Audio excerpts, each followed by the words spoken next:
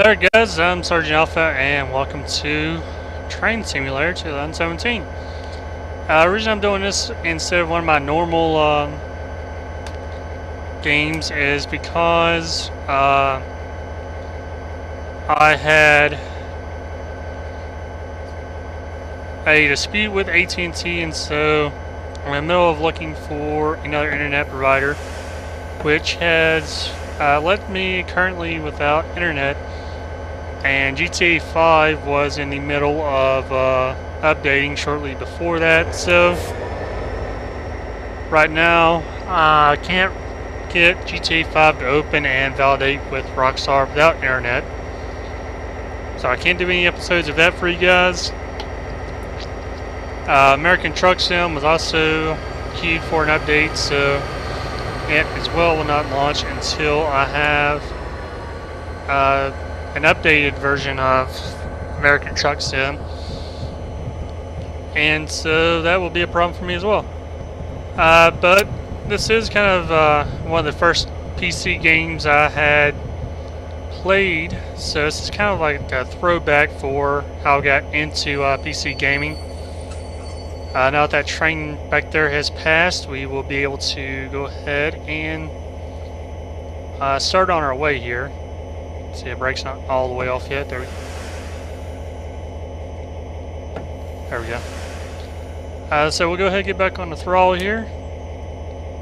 And as a lot of simulators, this is kind of one of the more mundane games, especially since you are limited to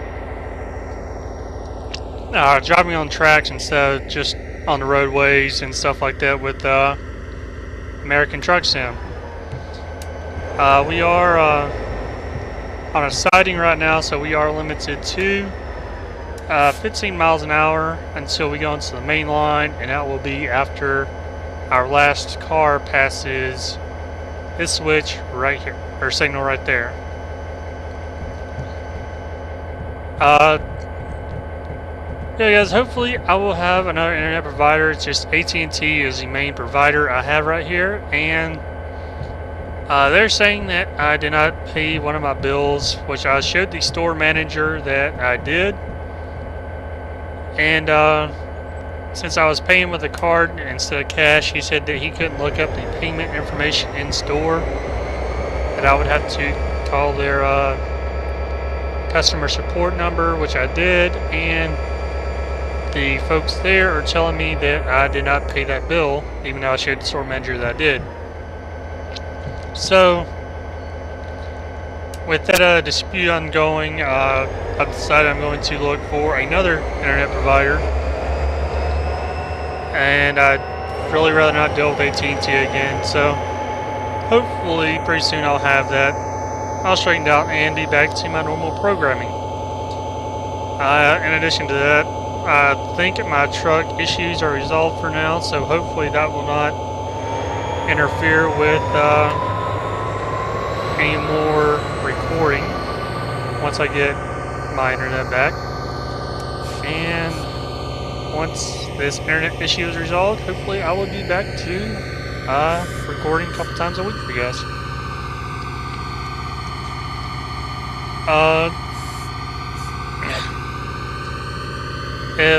Another thing I had intended on recording for you guys was Emerge NYC, or the tech demo for it. And if you haven't heard anything about that, that is emergency services game, and it's kind of like LSPDFR. That mod itself, it's a full game of emergency services, and you can play as NYPD, FDNY, or EMS. And from what I've seen, they're going to get really in depth to it. Policing is not just going to be about pulling people over or shooting at people or getting shot at. It's going to be more real life based. You have to more talk your way through different scenarios and stuff like that. They haven't said that it's not going to have any gunfire, stuff like that. It's just, it's going to kind of challenge you to resolve things without actually having to use deadly force or anything like that. The fire department aspect, you have multiple different units that you can use, from engines to ladders to rescue, and they have a battalion chief, and you'll respond to anything from car accidents to structured fires to rescue incidents, stuff like that. EMS, it's one of the really in-depth aspects of it from what I've seen. Depending on how you treat the victim, as EMS will determine if that person lives or dies. You have to give them medication, stuff like that, that EMS would provide, and transport them to the hospital and restock your supply in the ambulance. So hopefully once I get internet back, I will be able to record some episodes of the tech demo for you guys. It's on Steam right now. I believe it is down to $35. And they are updating the demo as work on the game progresses. So you kind of get a look into what's going to be in the game. And kind of see if it will be something that you want to spend a lot of time with. Hopefully you will, because it looks like it'll be a pretty good game. They have also said that it will have AI support for single player and multiplayer while you're doing the Fire Academy, stuff like that. They will have academies so that you can practice before the full game comes out, so you kind of have an idea of what you're going to be doing in the game. And with the multiplayer, I believe they said it will be up to 16 players. So you will have a lot of players that you can play with online, and hopefully you can find some guys that you like to play with and you can get along with, and have some plans going with that as well. But we are about a little less than a mile from our next section of track here. I'll go ahead and do a trackside view here so you guys can kind of see the train here. As you can see, it's a freight train. I believe this is a SD42. It's one of the older trains. A lot of train companies have moved to the newer trains, but they still have a lot of the SD40s and refurbished them. I believe they're on the or the newest version is the 3 now. I'm not that into trains as much as I used to be, and this is the first time I really played this game in about a year or two, so if I'm not as good at this, I apologize. I just wanted to go ahead and have something to do while I'm talking to you guys here. And it is one of the few games I currently have working that my HD PVR 2 will record. I was going to do some 911 first responders since I have some mods for it, but I can't get the screen resolution to match up with what my recorder will accept. So it is a little bit problematic there. And I may do some recordings for Xbox 360 or Xbox One, since my recorder will record for those. But same issue, since I don't have online capability right now, it would just be me doing single player campaigns or games. Most of the games I have been out for quite a while, since I have shifted my focus to PC gaming. Here in about a minute and a half, we will be moving our speed up to 50 miles an hour, and again that will be after the last car passes the signal. And we are going downhill now, so we will have to be on the brakes a little bit more to stay below 40 miles an hour. And we're just gonna kind of keep an eye on that.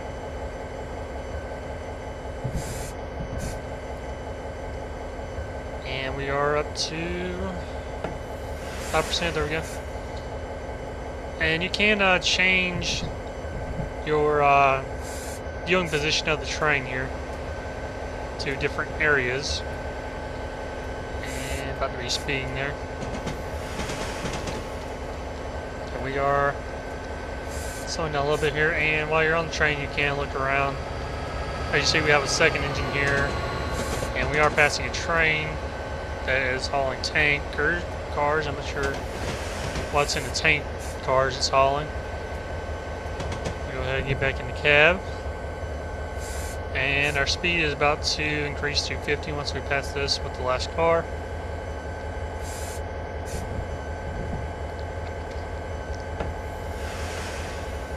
And we're still going downhill, so we're still going to be picking up some speed while we're off the brakes, but as long as the last car passes, we'll be good. Now we're up to 50 miles an hour. Go ahead and get a little bit of throttle there to help us get there. And once we hit 45, we'll go ahead and get off the throttle. And let the inertia take us the rest of the way.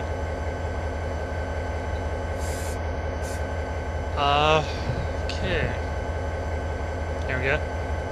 We are still about 6 miles from our next junction.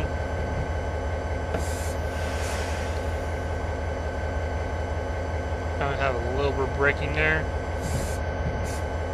And again, guys, I'm sorry, this game is a little bit mundane. That's why I haven't really played it in so long. Back when I was a kid, I used to like trains. I thought it was something I might want to do, but since then, obviously, there's been less and less use for trains, and most of the train companies there are nowhere near where I live, so the chances of me actually working for one are pretty small, especially since I'd have to move and to another area, and then all the costs for that. Plus, I ain't really sure what all types of training I would need to do that kind of thing. So, if anything, I would just take this current job opportunity, try to get back into law enforcement, or like I thought of a while back, maybe go into driving 18-wheelers. One of those three will probably be what I end up doing.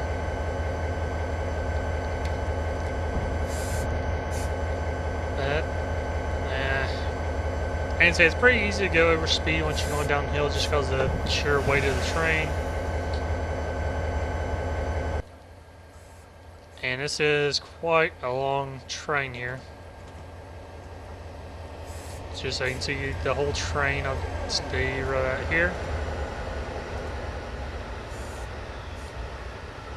It's not the longest train that you can have in the game, but it is pretty long for the hill that I'm on here. This is one of the shorter routes. This game can be pretty long, which is another reason I don't play. Some of these scenarios go up to 2 hours, and I just don't have the patience to sit there and play this type game for 2 hours. Now, if it was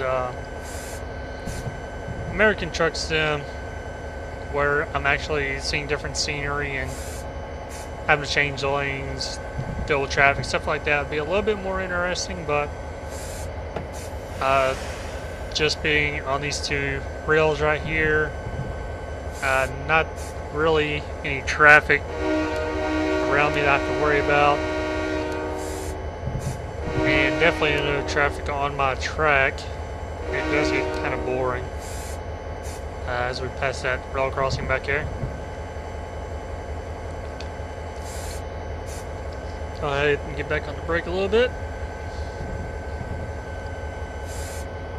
But earlier I had mentioned a while back I was working on a book. I'm still doing that as well, so hopefully I will been making some decent progress with that, and getting out of the way. That's one thing I've kind of been wanting to do, but every time I say I'm going to work on it, I kind of lose motivation. So I'll work on it for a little bit, and I'll put it aside for a few months, and I'll think, oh, gee, I need to work on that some more, or somebody will ask me about it, and there goes the motivation all over again. But those of you that kind of know what I'm talking about, it's going to be a kind of mystery / suspense. Gotta try and catch a serial killer, so kind of working through how I'm going to write it out. I have to sit back a little bit and work it out, and then with the top book I have to think about how it would play out, stuff like that, for the characters, and how stuff would work real life, because I'm trying to keep some realistic sense to the book instead of it just being one of those books that are way out there.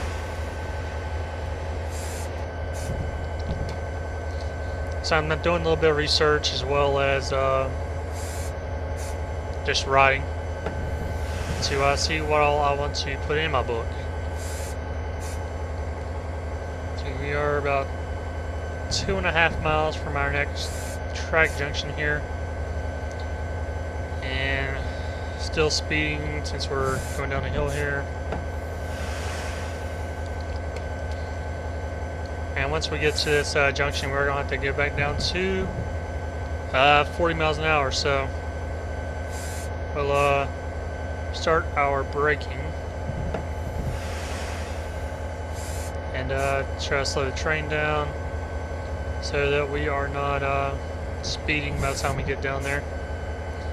Because when you're increasing speed, it goes by the last car on the train. When you're going down in speed, it goes by the engine in front. So by the time my actual engine passes the signal, I need to be under 40 miles an hour.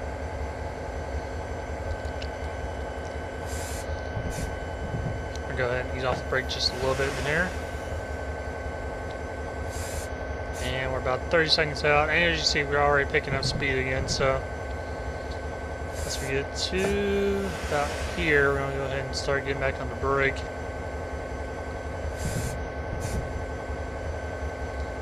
And in case you're curious, yes, you can derail the train. Sometimes you have to go pretty quick around some of these turns. It does take a little bit of effort, but you can, in fact, derail this train if you are speeding. It'll go too fast, and the train will tip over, although you don't see the whole derailment. Once your train derails, it pretty much just shows a quick crash, and that's it. You have to restart your scenario or whatever. There are a bunch of different scenarios. You're not always hauling freight like this. Sometimes you're carrying passengers, and right now I am in the United States. It does have trains from other countries, and quite a few scenarios for England. But unless you guys want to see more of this, I probably won't do any long-term recording of this, just because, like I said, it is very mundane. I'm just kind of using this as a update for my channel, let you guys know what's going on. Since I can't use my normal game, I do that for that. And if you have bared with me through this episode, I do apologize for how boring it is. We are about to be speeding. Yes, we are speeding now. And we're on our road crossing here.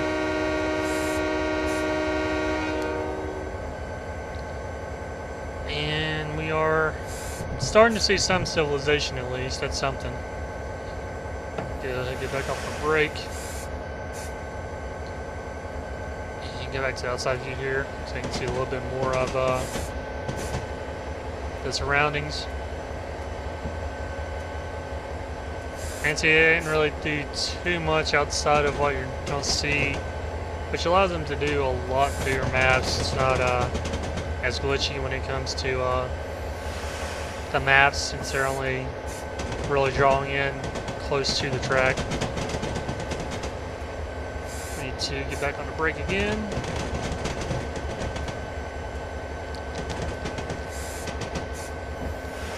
And looks like we'll be going up to 55 once we clear this stretch of track here. You can see traffic moving in the background. And of course not the best graphics, because most of the graphics are focused on the train and areas pretty close by. We have another freight train about to pass us on the left. There's an F7, one of the older trains. It looks like a SD70 back there, maybe a 45. The train passing us to our left is another SD42. It has the double stack container flatbeds. And his train is quite a bit longer than mine. We just passed his and he's still going.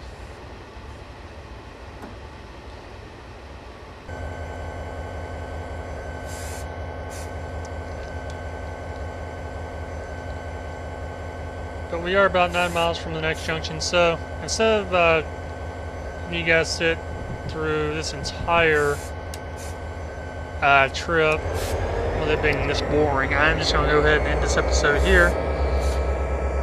And